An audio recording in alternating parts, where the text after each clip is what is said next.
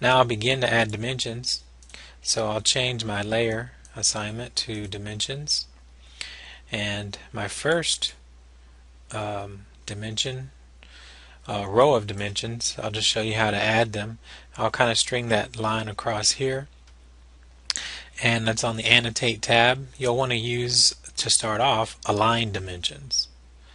So I'll use that, and I will snap to nearest.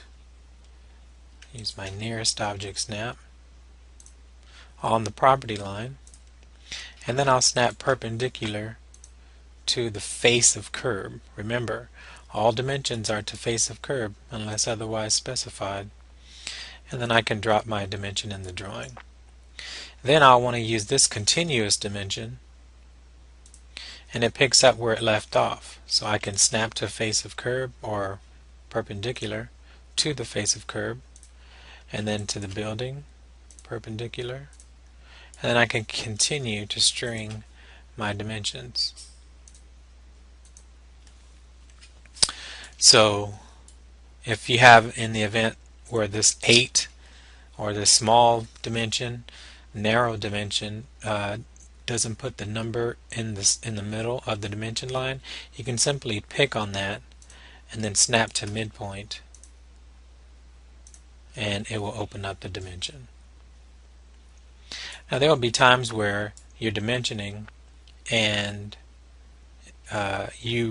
like say for example here is kind of a weird place. Let's say I want a dimension, that string of dimensions that follows along this path as shown on your example drawing. I'll use the align dimension, snap to endpoint, and then snap to perpendicular on the face of curb. Let me do it this way first, because this is what might happen to you. I'll snap to endpoint and then to endpoint on this face of curb, and look how the dimension comes out. That's because wherever my two clicks are, that's what's going to create that parallel dimension angle, the aligned dimension angle.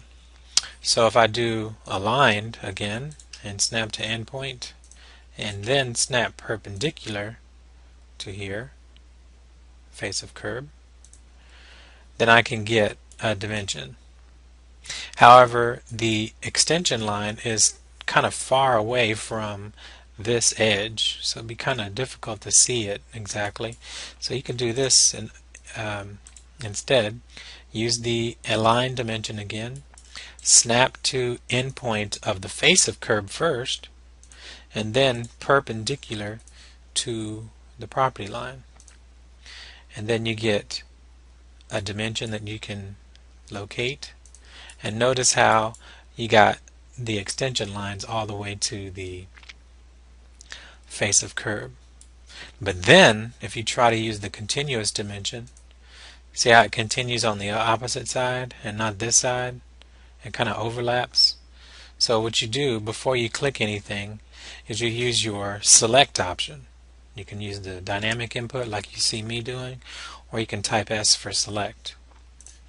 This way you can pick on this arrow or this side of the dimension, and now you're continuing dimensioning from this side. So I can snap to endpoint on the face of curb, snap to endpoint, and I can just move on down my row of dimensions. Okay, so rewind that if you need to.